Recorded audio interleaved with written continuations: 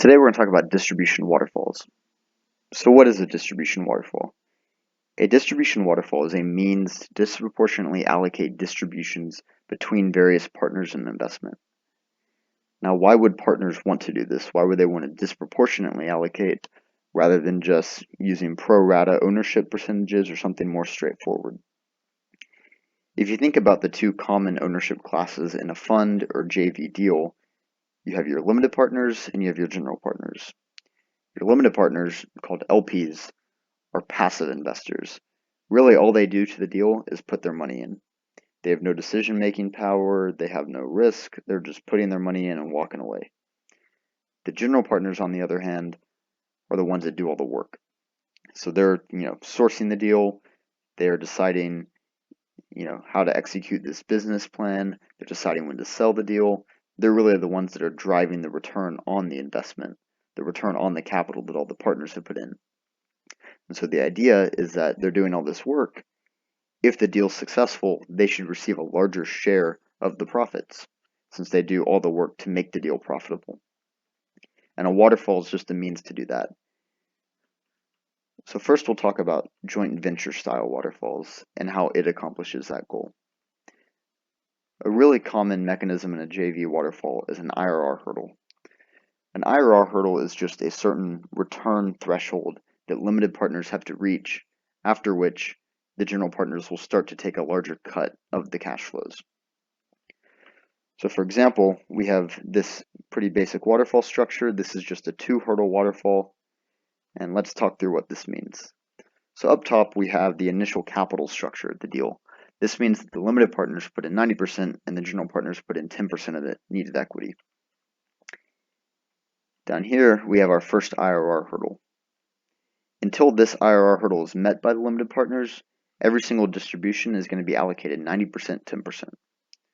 Once the limited partners have gotten an 8% annual rate of return on their investment, then the GPs will start to get 20% of distributions.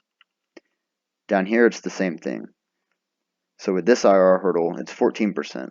So once the LPs have reached 14% on their capital contributions, the GP will start to get 30%.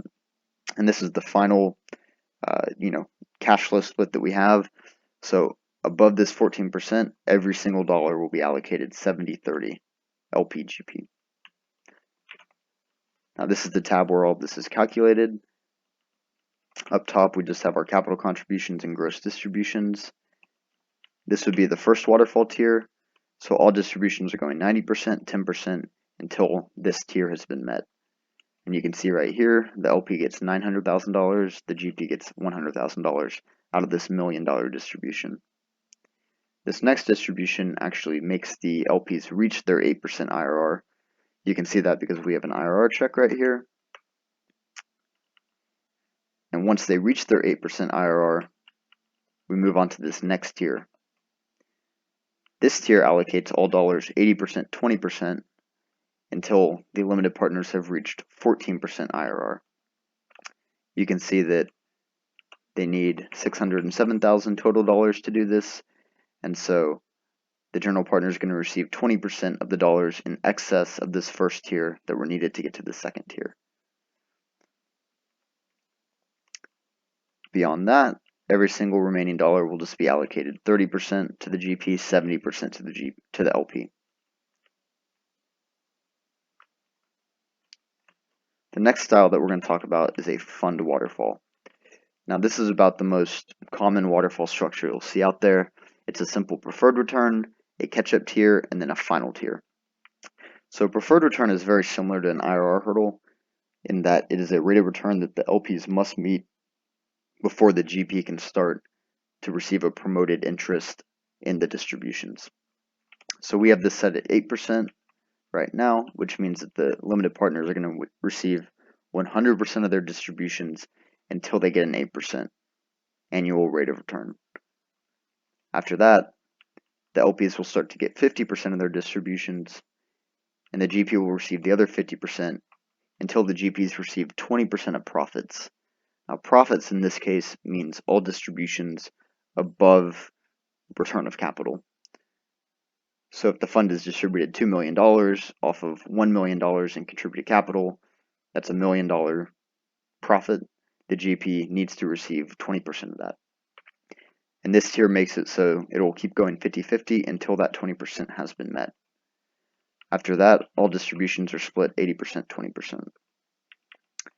If we go to this fund style waterfall, you can see how this works. So we use a bit of a different preferred return calculation style here. And then we have a separate row here for return of capital. After that, we have the catch-up tier here. You can see that there's $400,000 flowing into this right here, but only $60,000 or so are needed to get the GP to 20%. And you can see that this is a 50-50 catch-up here, so both GP and LP are receiving the same distribution. After that, all remaining dollars flow through to this 80%, 20% tier.